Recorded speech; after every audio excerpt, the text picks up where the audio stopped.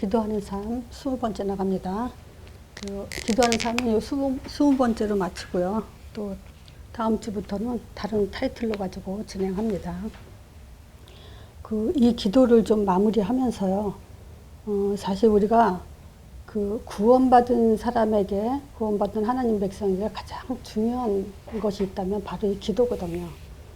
근데 이 기도에도 틀린 기도가 있죠. 예배 드려놓고도 실패하고요. 가인과 같이 또 한나도 실로에 가서 매마다 기도드렸지만 계속 실패하고 있었어요. 그러니까 오늘 제목은 그런 의미에서 참된 기도라고 제목을 잡았습니다. 그렇다면은 틀린 기도도 있다는 얘기죠. 가짜 기도도 있다는 얘기고, 기도는 참 기도는 하나님이 원하시는 데 있어요. 하나님이 원하시는 기도가 진짜 기도죠. 왜 기도를 강조하냐면요. 복음이 복음되게 하는 것이에요. 기도는. 복음이 복음되게 하는 것은 기도 속에서만 복음되게 돼요. 또 복음이 복음되게 하는 것은 기도를 이어서 이제 전도가 되는 것이 복음이 복음되게 하는 거예요. 근데 우리는 자꾸 복음을 종교로 만들죠. 그게 바로 기도 실패, 전도 실패이기 때문에 복음이 종교로 되는 겁니다. 기도에는요, 함정이 있어요. 어떤 함정이 있냐면요, 사람마다 기도할 때마다 자기 목적이나 동기를 가지고 해요. 이거 말하자면 신자들도 대부분이 문제 있을 때 기도가 시작되죠. 그거는 반드시 시작이 틀린 거죠. 목적과 동기가 나로부터 시작이 되는 거죠. 그래서 어떻습니까? 응답받고 문제 해결되는 걸로. 또 제가 초신자 때 기도가 뭘까라고 한번 이렇게 목사님한테 물어봤을 때 그분이 기도에 대한 정의를 대부분이 이렇게 내려주죠. 기도의 정의, 쉽게 말하면 하나님과 대화다. 그리고 하나님과 호흡하는 거다. 말은 쉬워요. 대화? 그러면서 이제 우리가 사람과 대화하듯이 편하게.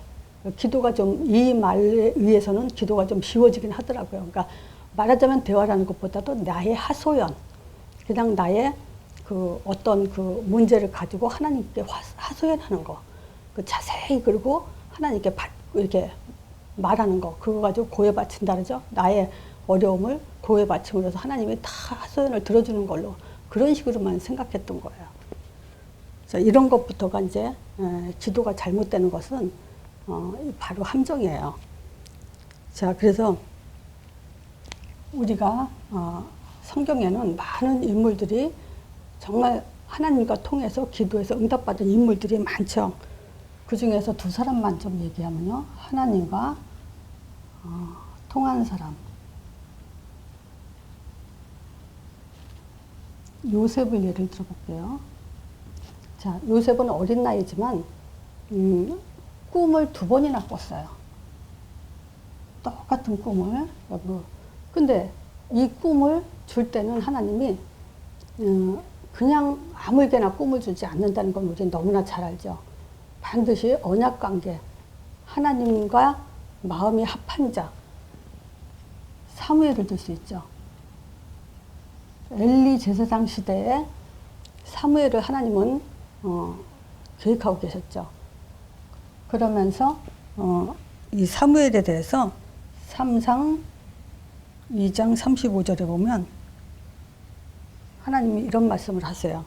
내가 나를 위하여 충실한 제사장을 일으키리니 그 사람은 나의 마음과 나의 뜻, 하나님의 마음과 하나님의 뜻에 합한 자라고 얘기를 해요. 이런 사람을 내가 세우겠다 그러죠.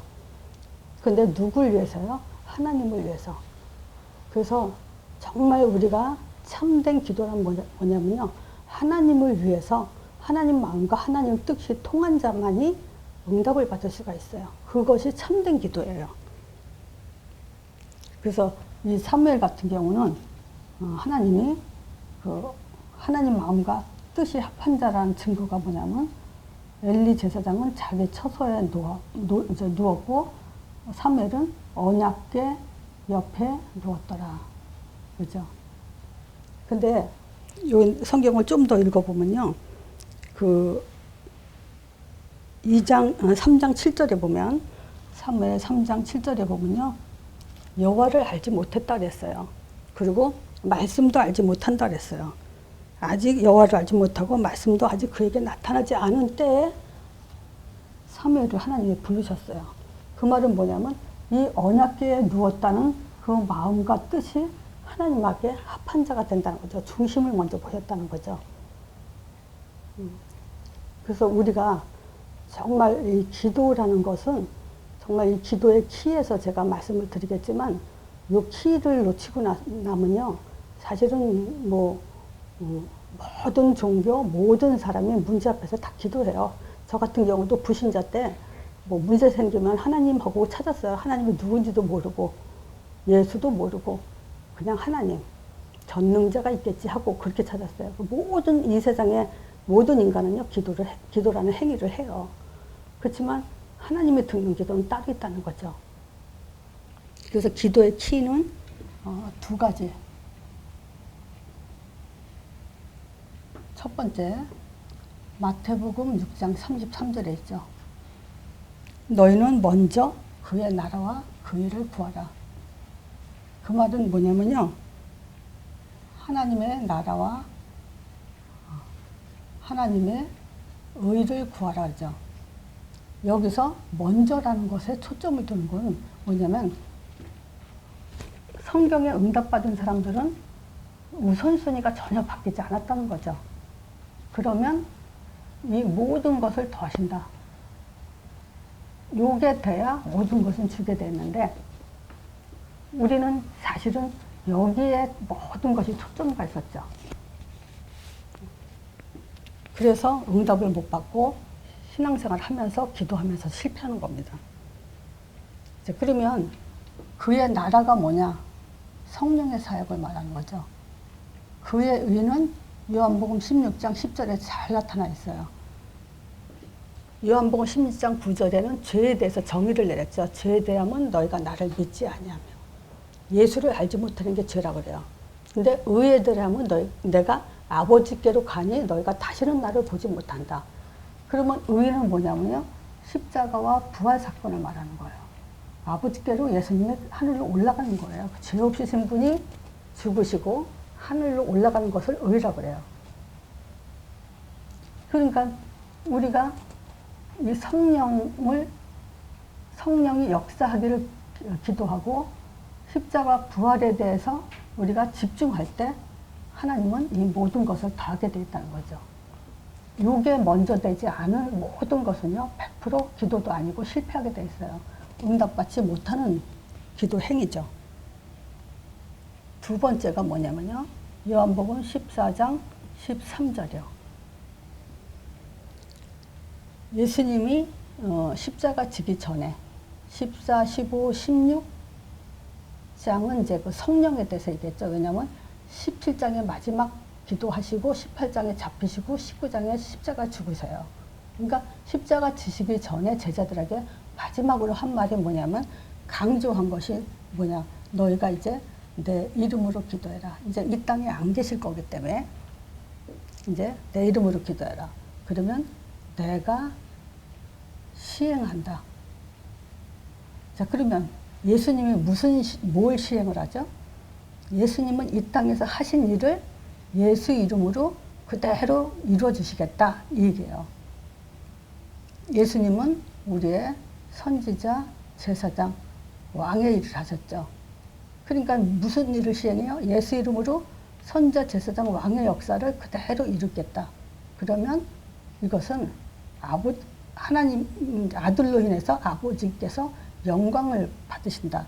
하나님이 기쁨, 영광 받으신다. 아들로 인해서 아버지가 영광을 받으신다는 거예요. 그러니까 뭐냐? 하나님의 기쁨은 뭐냐면 모든 사람이 예수 이름을 부르면 하나님이 엄청 기뻐하신다는 거예요. 왜냐? 예수 이름으로 모든 사람은 하나님 만나게 되고요. 제 문제 해결되고 흑암을 꺾는 그런 축복이 임하게 돼 있고요. 구원받은 자에게는 성령이 역사하고 천사의 사역이 일어나고 흑암이 꺾이는 이 일을 하나님의 최고의 기쁨으로 알기 때문에 그래요. 아들에 대한 가치도 하나님이 최고로 뒀지만 이 일이 일어나는 것이 아들로 이름으로 인해서 이 일이 일어난 것을 하나님은 최고의 기쁨, 영광으로 아세요. 그래서 유대인들이 하나님께 영광 돌려라 그러죠. 요한복음 9장에 보면 소경된 사람에게 너가 눈뜬 것은 하나님께 영광 돌려라. 예수님은 죄인이라 그러죠. 근데 예수 이름으로 하나님은 영광 받으신다 그래요. 그래서 예수님을 찬양하는 것이 하나님을 찬양하는 것이고 하나님을 가장 기쁘게 하는 그거예요. 그래서 참된 기도는 뭐냐? 우선순위가 바뀌지 않고 아버지의 이름에 집중하는 것이 기도의 키예요. 그래서 초신자든 기존신자든 사명자든 누구든 바로 이 두 가지가 아주 잘 확립되게 잘 훈련되게 그렇게 가르치는 것이 사실은 교회의 목적이고 또 사역자들이 해야 될 일이에요. 그래서 기도의 키 이거 두 가지입니다. 우선순위 바뀌지 않고 예수 이름에 집중하는 거. 그러니까 절대 바뀌지 않는 거죠. 이 지금 그 성경에 하나님이 쓰신 인물들은 절대 바뀌지 않는 것이 우선순위예요. 그리고 절대 놓치지 않는 것이 예수 이름이에요. 하나님의 이름. 자, 이 두 가지 키를 가지고 우리가 뭘 바라봐야 되냐? 하나님이 원하시는 내용이 뭐냐? 여기도 써놨지만 제가 신분과 권세예요. 신분에는요, 말씀 없이는 그냥 우리가 저도 처음 이렇게 초신자 때 신앙생활 하면서 말씀 많이 이제 그 성경 공부 많이 했어요. 왜냐? 말씀을 많이 알아야 뭔가 하나님의 뜻을 내가 쓰임받을 것 같아서. 그리고 말씀이 좋았어요. 근데 뭘 다 빼놓냐면요. 아무리 말씀을 좋아하지만 창세기 3장 15절. 이 말씀의 내용을, 가치를 알지 못했어요. 여인의 후손이 뱀의 머리 상한다. 여인의 후손, 하나님의 아들, 그분이 이제 뱀의 머리를 상하죠. 뱀은 그의 발꿈치를 상하게 하죠. 이 그리스도의 사역에 대해서 너무 무지했어요. 이것만 빼놓고 말씀을 많이 읽었어요. 그러니까 이 말은 뭐냐면요.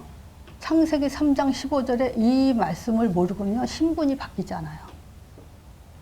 물론 그때도 하나님이 내게 구원을 주셨는지 안 주셨는지는 모르겠지만 내가 정말 확신을 갖게 된 그 답은 바로 이 창세기 3장 15절 이 선지자 제사장 왕 그리스도의 사역을 통해서만 내가 확신을 갖게 된 거예요. 그래서 내가 하나님 자녀다. 내가 하나님 자녀고 뭐 제자고 아무리 얘기해봐야 창세기 3장 15절에 이 말씀의 초점을 확실하게 언약 잡지 않으면요. 아무 소용이 없어요. 그럼 보세요. 제가 기도에 참된 기도, 기도하는 삶에서 처음부터 많이 강조한 것이 뭐냐면 창세기예요. 창세기는 창세기 1장 2장인데요. 창세기 3장 문제 터지기 전에 창세기 3장이 없는, 사단이 없는 그 창조 사건 때 우리에게 주신 누림이 뭔가 이거를 제가 발견했을 때 굉장히 그 누림이 컸었어요. 그러니까 우리가 만약에 정말 우리의 믿음이 나는 지금 에덴 동산에 있다. 제가 메시지 속에서 에덴 동산에 우리는 에덴 동산을 성령이라고 그랬어요. 그 성령이 내 안에 있다면 에덴 동산이 성령이면 내 안에 에덴 동산이 있는 거예요. 내 안에 성령이 계시니까. 그러면 우리는 뭘 누려야 되냐? 바로 에덴 동산에 있던 하나님의 그 축복된 그 단어들이 내게 진짜 영적인 누림이 돼야 돼요. 창세기 1장 1절이 뭐였냐면 창조주 하나님이죠. 태초에 하나님이 천지를 창조하시니라 했어요. 하나님이 나를 창조했다는 말은 나의 시작과 과정과 끝을 가지신 분이다. 물론 만물을 창조하신 분이에요. 근데 그 만물보다 귀한 것이 우리죠. 그러면 우리의 인생은 시작과 끝과 과정을 하나님이 우리를 다스리고 주장하시고 계신다는 것에 대해서 그 믿음을 가져야 돼요. 그래서 우리가 아무리 하나님 주권 하지만 정말 창조주 하나님이 나의 인생의 시작과 과정과 끝을 가지고 있다라는 걸 믿지 않으면 무슨 하나님의 주권이 믿어지겠어요. 창조주 하나님부터 시작이 돼야 돼요. 그리고 1장 2절에겠죠. 땅은 혼돈하고 공허하고 흑암이 깊음에 있다 했어요. 근데 하나님의 신이 수면에 운행하시느라 성령은 이런 흑암과 혼돈 속에 성령께서 운행하고 계셨다 그랬어요. 그리고 빛이 있으라 하심에 빛이 있었고, 이건 바로 그리스도래요. 고린도후서 4장 6절에 어둠 속에서 빛이 있으라 하시던 그 빛은 바로 하나님의 얼굴을 아는 그리스도의 빛이라 했어요. 그래서 성삼위 하나님으로부터 시작된 에덴 동산의 축복이에요. 누림이에요. 그리고 말씀의 권위. 그래서 이 말씀의 권위에는 하나님을 창조하시면서 창세기 1장에 나타나죠. 하나님이 궁창을 만드실 때 물 아래 궁창과 물 위에 물과 아래 물과 궁창의 위에 물로 나뉘게 하시니까 여기서 뭐라 하죠? 그대로 되니라. 말씀하신 그대로 되니라. 이게 5번 써 있어요. 창세기 1장에. 그래서 씨 맺는 채소와 각기 종류대로 열매 맺는 광목을 내려가니까 그대로 되니라. 또 하늘의 궁창에는 땅에 빛을 하시니까 그 광명이 땅에 빛을 하시니까 그대로 되니라 그랬죠. 그리고 하나님이 땅은 생물을 그 종류대로 내되 육축과 기는 것과 땅의 짐승을 종류대로 내라 하시니 그대로 되니라. 그래서 말씀하신 그대로 되니라. 그래서 우리가 이 말씀의 권위에 진짜 굴복하고 순종해야 돼요. 그리고 집중해야 되는 것이 바로 이 말씀의 권위예요. 그래서 말씀한 대로 세상이 아무리 6천년 시대가 지났어도요, 총각 참새가 처녀 제비한테 관심이 없어요. 왜냐? 각기 그 종류대로 했기 때문에. 변질될 수가 없어요. 생명의 원리, 창조의 원리, 질서의 원리는 파괴될 수 없어요. 그래서 우리도 하나님 형상대로, 말씀대로 지어진, 말씀대로 살아야 되는 우리도 말씀대로 살아야만 행복하고 완전하고 온전해질 수 있어요. 자, 그리고 우리를 하나님의 형상대로 창조됐죠. 그리고 에덴 동산을 정복하고 다스리게. 그래서 이 정복자에게는 창세기 2장 15절이죠. 다스리고 지키라고. 다스리는 자, 지키는 자. 이런 자로 우리를 처음부터 에덴의 축복으로 그렇게 지으신 거죠. 그리고 하나님의 만족. 다 창조하시고 나서 보시기에 심히 좋았다 그랬어요. 하나님 스스로 만족하실 만큼 창조를 완성하셨어요. 그리고 7째 날 안식하시고 그 안식일 날을 우리에게 또 복을 주셨죠. 그리고 우리에게 생기를 불어넣어줘서 생명이 되게 하시고, 또 모든 동산 나무의 실과를 임의로 먹으라고. 선악과만 먹지 말고 임의로 먹되 선악과만 먹지 마라. 그럼 이 선악과는 사실 뭐죠? 선악과 그러면 사람들이 그런 질문 하죠. 왜 선악과 만들어 놓고 먹고 죽게 했냐. 선악과는 보장이에요. 안 먹으면 영원히 너희를 지켜주고 행복하게 완전하게 보장해 주겠다는 약속이고, 또 2번째가 질서. 보장과 질서 파괴하면 안 된다는 하나님의 메시지라고 할 수 있죠. 그래서 요거를 처음에 기도하는 삶 1번째인가 2번째에 요거를 거꾸로 제가 또 설명드린 적이 있을 거예요. 그래서 해놨을 거예요. 창조주 하나님이 아니라는 것은 내가 주인이라는 것이다. 하나님의 신이 아니면 악령이다. 빛이 아니면 어둠이다. 그러니까 우리가 이 안에 살지 못하면 거꾸로 된 삶을 살게 돼요. 그래서 우리의 신분은 이 말씀을 가지고 이것을 누리는 영적인 축복으로 지어진 사람이라는 거죠. 그래서 이것을 하나님이 이렇게 해놓은 대로 우리가 누린다는 것은 하나님이 진짜 원하시는 거예요. 자기 작품 모든 것을 우리가 행복해하고 만족해하고 영광 돌리는 그것을 원하시는 것이 하나님의 소원이죠. 그리고 우리에게는 권세가 있죠. 다시 창세기 2장 15절에 보면 에덴 동산을 다스려라. 그리고 지켜라. 이렇게 창조되어 있어요. 그러니까 뭐 승리하게 해주세요. 그게 아니라 원래 창조 자체가 승리예요. 그래서 보세요. 이 다스리고 지키는 것이 처음에는 선악과 금령이라 그랬죠. 선악과만 먹지 마라. 선악과 먹고 나서는 창세기 3장 15절. 그럼 여기서 보세요. 다스리고 지키는데 방법이 뭐냐면요. 선악과를 먹지 않는 거예요. 선악과를 먹지 마라 말씀이죠. 그래서 이 선악과를 먹지 않도록 우리 삶에 영적으로 모든 삶 속에서 집중하는 것이 기도죠. 그리고 에덴 동산에 올라오는 모든 사람들에게 선악과 먹으면 안 된다고 말을 해줘야 되죠. 그게 전도죠. 그러니까 선악과가 말씀이고 선악과가 기도고 선악과가 전도예요. 그렇다면 이제 선악과 후에는 바로 이거죠. 말씀이 뭐냐? 하나님의 아들 보냈다. 십자가에서 우리의 모든 저주 재앙 끝냈다. 그리고 뱀의 머리 상했다. 이게 말씀이에요. 이 기도는 뭐냐?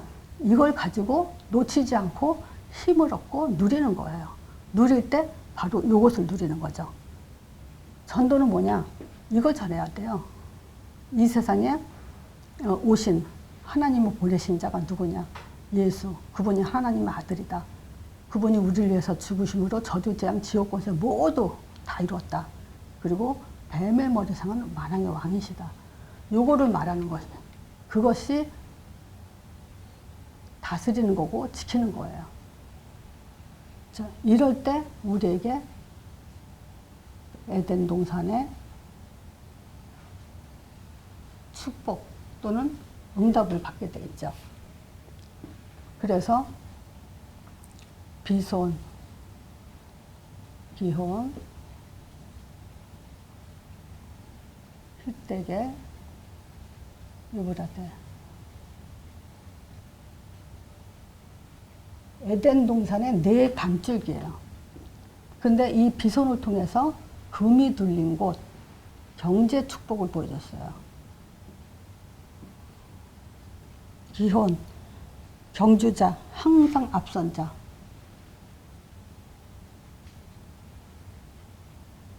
그리고 항상 만사 형통하도록.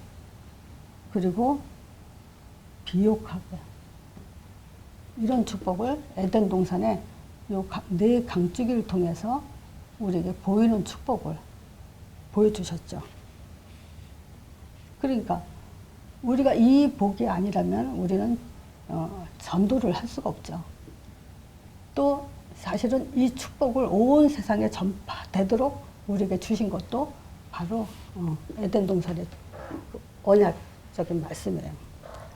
여인의 후손이 뱀의 머리 상할 거다. 물론 쫓겨나서 에덴 동산 쫓겨나서 받은 말씀이지만 지금 이것이 우리는 이제 다시 한번 말씀드리면요. 여기는 지금 요 신부는 사도행전 2장 1절에서 4절 마가다라방에 임한 성령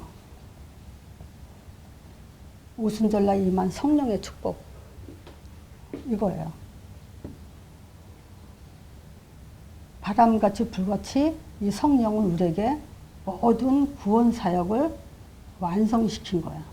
영원한 우리의 내주, 완전한 구원, 신분이 완전히 바뀐 그런 축복이고요.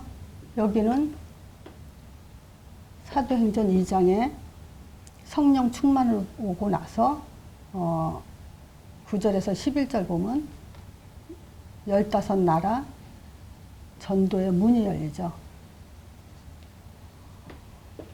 사실은 요게 다예요.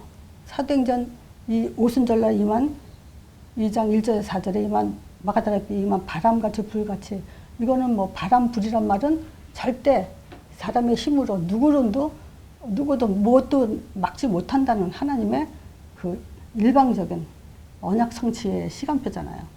이 성령이 역사한다는 것은 이제 우리에게는 어마어마한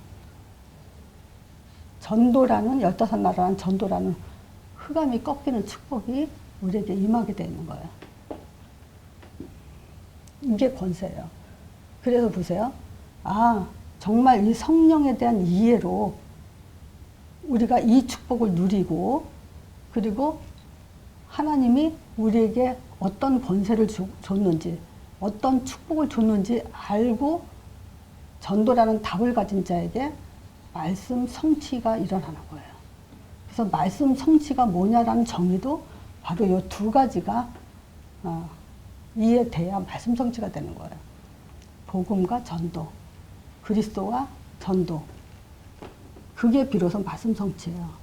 아무리 말씀을 듣고 외우고 뭐 성경을 백독했다 하더라도 내가 그리스도를 모르고 전도를 모른다, 전도의 답이 안 났다, 그거는 말씀 성취가 아니에요. 그 말씀 성취라는 건 내게 말씀 성취가 일어나야지, 뭐 성경 외웠다고 그게 말씀 성취입니까? 암만 외워도 이게 안 되는데.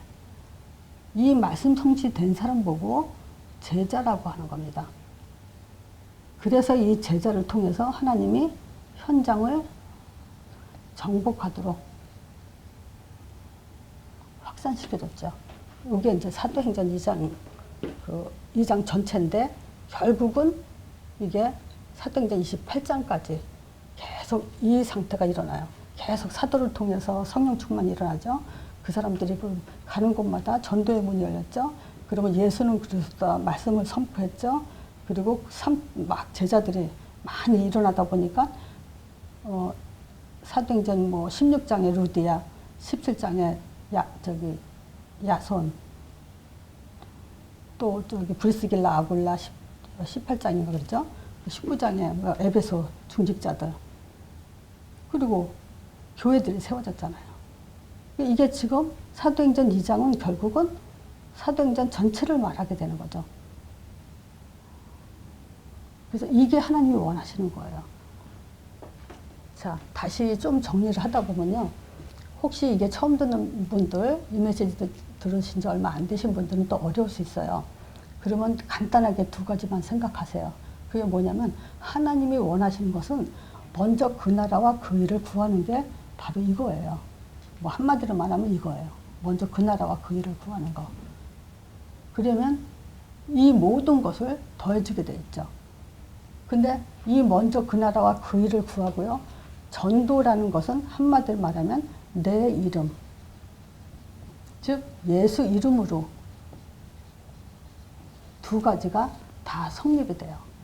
두 가지가 다 연결되는데 뭘 누리냐? 예수 이름. 전도는 뭐냐? 예수 이름 전하는 거. 그래야 예수님이 시행하고 성령으로 구원을 주고, 또 예수 이름 선포하는 자에게 또 성령으로 역사해서 응답을 주게 되고. 사실은 참된 기도는 간단해요. 그래서 일단 이 두 가지가 집중되는 것. 이게 두 가지가 먼저 깊이 이해되고, 절대 무슨 문제가 있든 어떤 그 상황이 되든 이 두 가지에 흔들림 없이 초점을 놓치지 말고, 절대 그렇게 되다 보면 이제 이것은 사도행전 신분과 권세는 저절로 누려지게 되는 거죠. 그래서 참된 기도가 뭐냐? 기도의 키 두 가지예요. 절대 바뀌지 않고 놓치지 않았던 거. 그것이 바로 사무엘, 요셉 또는 다윗, 바울 이런 사람들이 성경에 응답받은 그 사람들은 거의 다 우선순위 놓치지 않았고 예수 이름을 놓치지 않았다는 거예요. 그래서 여기에 이제 참된 기도가 뭐냐에 키를 잘 잡으시고 또 기도를 마무리할 건데, 잘 좀 정리하셔서 현장에 많은 사람들이 영적 혼란 속에 있고 말씀이 확립 안 된 분들이 많을 거예요.